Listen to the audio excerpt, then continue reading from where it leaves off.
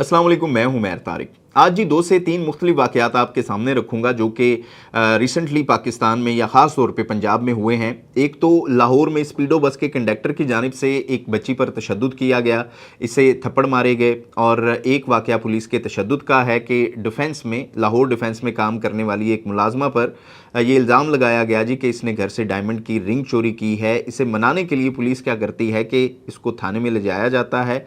Mail police एहलकार इस बच्ची को तशद्दुद का निशाना बनाते हैं और फिर इसके भाई को भी तशद्दुद का निशाना बनाया जाता है, जिसका इस मामले में कोई किरदार नहीं था। तीसरा मामला जो सबसे अहम है वो है जी इंजीनियर मोहम्मद अली मिर्ज़ा पर जो हमला किया गया। तो ये जो तीनों वाक़यात बताने का मकसद है वो ये है कि ओवरऑल हमारे मुआशरे में या रियासती अदारों का जो बिहेवियर है वो भी बदलता जा रहा है। तशद्दुद हमारे मुआशरे में शायद नॉर्मलाइज होता जा रहा है। तो वीडियो मुकम्मल ज़रूर देखिएगा और वीडियो देखने के बाद अपनी राय का इजहार भी ज़रूर कीजिएगा। अच्छा जी, सबसे पहले लाहौर के वाक़े पर बात करते हैं, जहां स्पीडो बस जो कि एक सरकारी बस है, सरकारी आप कह लें कि लोकल ट्रांसपोर्ट है, इसके कंडक्टर की एक वीडियो सामने आती है जिसमें वो एक लड़की को तशद्दुद का निशाना बनाते हुए देखा जाता है, थप्पड़ मारते हुए देखा गया। हकीकत में मामला ये था जी कि बच्ची का ज़हनी तवाज़ुन दुरुस्त नहीं था और वो बस पर चढ़ने की ज़िद कर रही थी। बस में सवार लोग और अमला इसे मना कर रहा था, लेकिन वो बज़िद थी क्योंकि उसका ज़हनी तवाज़ुन ठीक नहीं था और वो गाड़ी को चलने भी नहीं दे रही थी, बार बार दरवाजे में आ रही थी। तो कंडक्टर ने फिर इसे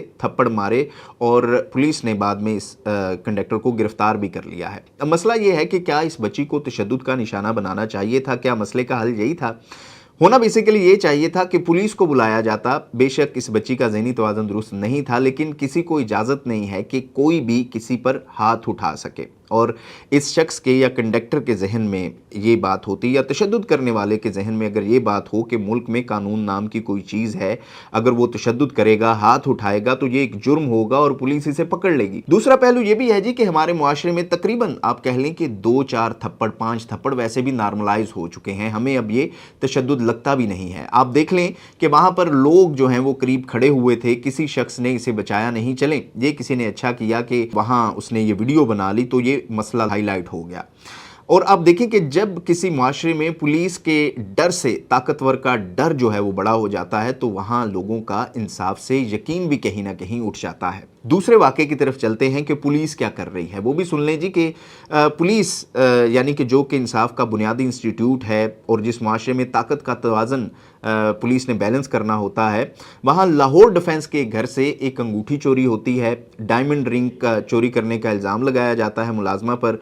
पुलिस इस मुलाजमा को उठा ले जाती है, वो भी बगैर लेडीज़ पुलिस के। वो लड़की या मुलाजमा ये कहती है जी कि मेल पुलिस एहलकारों ने इस पर तशद्दुद किया, वो नहीं मानी तो पुलिस ने फिर इसे हिरासत में भी रखा। और जब फिर इस लड़की के बहन और भाई इसे खाना देने आए तो पुलिस ने बहनों के सामने भाई को लटका दिया और इसको भी तशद्दुद किया और लड़की को भाई के ऊपर तशद्दुद करके मनाने की कोशिश करते रहे। लेकिन पुलिस के पास मेरे ख्याल में इंटेरोगेशन करने का शायद एक ही तरीका है कि मुल्जिम से जुर्म उन्होंने किस तरह से कबूल करवाना है, उन्हें शायद यही एक तरीका आता है जिस पर वो अमल पैरा थे।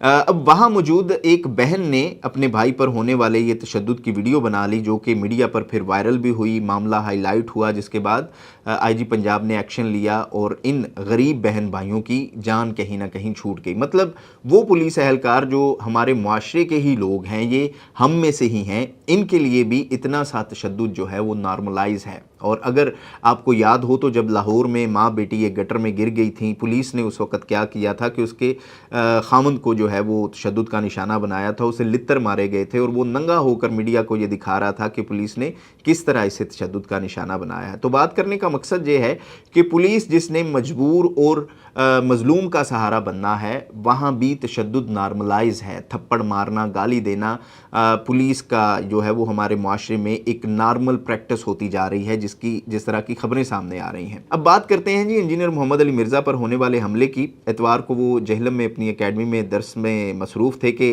11 बजे के करीब एक नौजवान ने एकेडमी के अंदर दाखिल होने की कोशिश की और फिर फायरिंग के तबादले में वो नौजवान जो है वो पुलिस का निशाना बन गया और एक पुलिस एहलकार भी ज़ख्मी हुआ। तो ये कोई पहला हमला नहीं था उन पर, इससे पहले भी इस तरह के आप कह लें कि कई अटेम्प्ट हो चुके हैं उन पर, जिनमें से एक का तो मैं शाहिद भी हूँ। मैं उनका इंटरव्यू करने गया था जब उनके ऊपर हमला हुआ था। अब बहुत से लोगों को अली मिर्ज़ा से इख्तलाफ है, लेकिन देखें कि वो वीडियो बनाते हैं, लेक्चर देते हैं। अगर आपने उनको गलत साबित करना है तो दलील से साबित करें, ना कि गोली और फिर इस तरह के तशद्दुद से। और इसमें भी बड़ी वजह यही है कि हमारे यहाँ चीज़ें ये जो हैं वो नॉर्मलाइज हो चुकी हैं कि हम जो है वो बर्दाश्त करने के लिए तैयार नहीं हैं, और हम हर चीज़ को बहुत जल्दी अपनी अना पर भी ले जाते हैं, जिसके बाद फिर हम तशद्दुद का रास्ता इख्तियार करते हैं। अब देखेंगे ये जो तीनों वाक़यात मैंने आपको बताए, इनमें एक पहलू तो ये है कि हम तशद्दुद को नॉर्मलाइज कर चुके हैं, चाहे वो हमारे पुलिस जैसे इदारे हों या हमारी सोसाइटी हो।